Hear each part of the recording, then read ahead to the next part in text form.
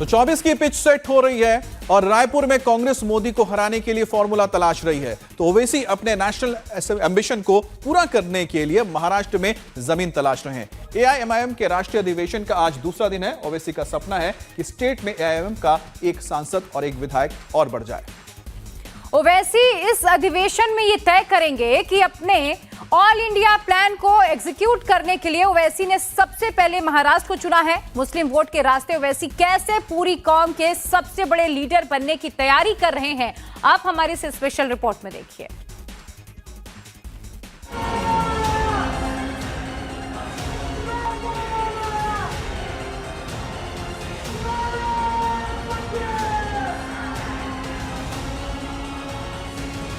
अच्छा, मोदी अगर जालिम जुल्म है, मैं मानता हूं।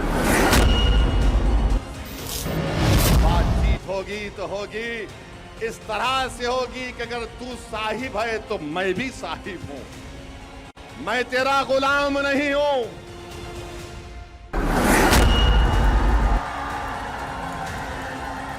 फ्रीडम ऐप से सीखकर आप चॉकलेट बनाते हैं क्या? अगर ऐसा है तो आप अपने चॉकलेट्स को 1 करोड़ फ्रीडम ऐप के जो ग्राहक हैं उन्हें बिना किसी खर्चे के आप उसे बेच सकते हैं।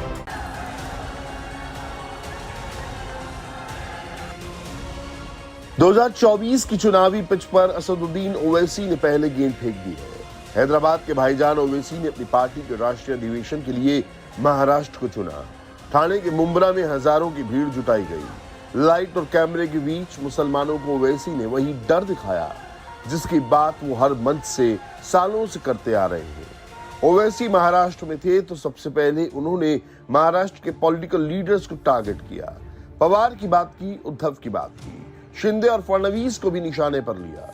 ओवैसी को लग रहा है कि शिवसेना की लड़ाई के बीच 24 के चुनाव में वो महाराष्ट्र से कुछ और सांसद दिल्ली भेज सकते हैं।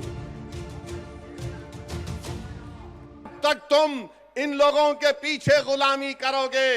अरे जब राष्ट्रीय कांग्रेस वाले अजीत पवार नेता बन सकता है, सुप्रिया सुले नेता बन सकती है, उद्धव ठाकरे अपने बाप का बेटा होने की बिना पर नेता बन सकता है, जब एकनाथ शिंदे नेता बन सकता है, जब फडणवीस नेता बन सकता है, तो क्या महाराष्ट्र का मुसलमान शरद पवार की तरह, उद्धव ठाकरे की तरह, शिंदे की तरह नेता नहीं बन सकते? क्या तुम नेता नहीं बन सकते? क्या तुम लीडर नहीं बन सकते? तो कैसे बनोगे? नारे मारने से नहीं बनोगे।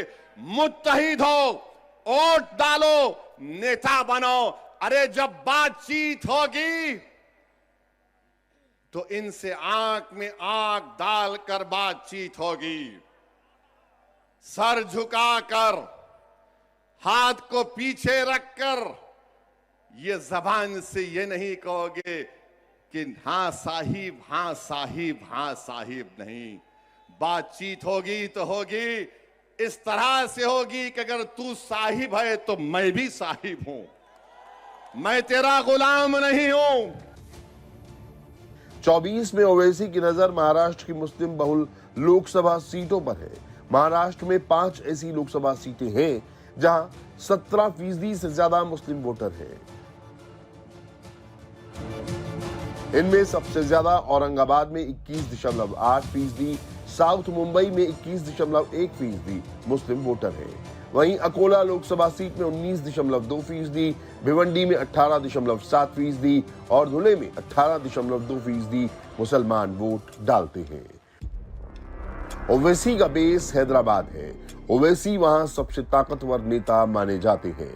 हैदराबाद के बच्चे बच्चे की जुबान पर ओवैसी का नाम रहता है। लेकिन इसके बावजूद आखिर ओवैसी ने अपनी पार्टी के राष्ट्रीय अधिवेशन के लिए महाराष्ट्र को क्यों चुना, ये भी समझना जरूरी है। दरअसल महाराष्ट्र में इस समय मल्टी कॉर्नर फाइट है। शिवसेना में टूट के बाद 24 के लोकसभा चुनाव और दिलचस्प होने वाले हैं। किसी भी सीट पर 20 से 25% वोट के साथ कैंडिडेट जीत दर्ज कर सकता है। ओवैसी जहां भी जाते हैं, चाहे किसी भी मुद्दे पर बोले, प्रधानमंत्री नरेंद्र मोदी का उनकी बातों में जिक्र जरूर होता है। प्रधानमंत्री मोदी हमेशा उनके टारगेट पर टॉप पर रहते हैं। ठाणे की रैली में तो ओवैसी ने मंच से ही मोदी को जालिम बता दिया। मुसलमानों वोट दो, वोट दो, वोट दो। क्यों वोट दो तुमको? तो बोलेंगे मोदी को रोकना है, मोदी जालिम है। अच्छा, मोदी अगर जालिम है, जुल्म है, मैं मानता हूं। फर्क क्या है बताता हूं मैं आपको। नवाब मलिक को जानते हैं ना? जानते नवाब मलिक को? नवाब मलिक को बेल हुई? किसको बेल हुई? किसको बेल हुई? कैसा हुई? बीटी में क्या उन्हों? नवाब भाई को जेल, ये बाहर। और फिर बोलेंगे ओवैसी भड़काऊ भाषण देता है। अरे ये कौन सा तुम्हारा सेकुलरिज्म है? मेरे को बताओ कि तुम मोदी के हराने के नाम पर वोट लोग देने तैयार है, हराएंगे, मगर जब तुम जुल्म की बात करोगे तो क्या तुम भी जुल्म नहीं किए? अच्छा, मोदी के राज में जुनैद और नसीर की मौत होती है और इनको मोदी क्या करते? ईडी सीबीआई दिखाते, इनको डराते और हमको मौत मिल रही है। और जब हमारी लाशें आती हैं तो लोग कभी घर को भी नहीं जाते। ओवैसी जानते हैं कि जितना वोट उन्हें मिलता है मुसलमानों को बीजेपी आरएसएस के नाम पर डरा कर भी मिलता है। 2024 के लिए भी ओवैसी उसी स्ट्रेटजी पर काम कर रहे हैं।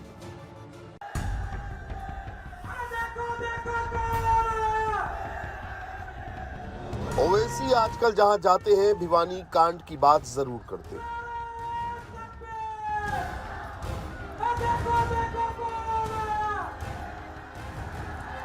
ओवैसी ने ठाणे के मंच से पूरा भिवानी कांड समझाया। बार बार नासिर जुनैद की जली हुई लाशों का जिक्र किया। राजस्थान के चीफ मिनिस्टर गहलोत से सीधे सवाल करे। राजस्थान में जुनैद और नसीर को किडनैप करके, थोड़ी देर के लिए तस्वुर की दुनिया में जाओ, जुनैद और नसीर को किडनैप किया गया। उसकी बीवी को मालूम हुआ, भाई को मालूम हुआ, पुलिस स्टेशन जाकर कंप्लेन करते हैं कि दो को किडनैप कर लिए। तो पुलिस बोलती है कि चल निकल, झूठ खबर। बाद में मालूम होता कि जुनैद और नसीर को उनके घर से 200 किलोमीटर दूर उनकी जली हुई लाशें मिलती हैं। बोलो फिर इस पर क्या बोलोगे? इस पर सिंपैथी पैदा नहीं होती? उद्धव ठाकरे पर सिंपैथी पैदा होती है क्योंकि शिवसेना के 2 टुकड़े हो गए। तुमने क्या जुनैद की जली हुई लाश को देखा? तुमने क्या नसीर की जली हुई लाश को देखा? तुमने क्या जुनैद के यतीम 6 बच्चों को देखा? क्या तुमको मालूम कि जुनैद का एक बड़ा भाई नीम पागल है, उसकी 7 औलाद है, उसकी जिम्मेदारी जुनैद पर थी। तुमको गैरों के लिए सिंपैथी है, अरे तुम्हारा भाई जो मर गया उसके लिए हमदर्दी नहीं होगी? तुम उनके घर को बचाओगे, अपने घर को बर्बाद करोगे क्या? औरंगाबाद से ओवैसी की पार्टी के इम्तियाज अलील सांसद हैं। औरंगाबाद का नाम बदलकर छत्रपति संभाजी नगर हो गया है। इससे ओवैसी को बहुत मिर्ची लगी है। ओवैसी कुछ कर तो नहीं सके, लेकिन मुसलमानों को समझा दिया कि नाम बदलने के पीछे सरकार का क्या एजेंडा है। कई स्टेट में बीजेपी सरकार यूनिफॉर्म सिविल कोड पर काम कर रही है। ओवैसी ने मंच से यूनिफॉर्म सिविल कोड का मुद्दा भी उठाया।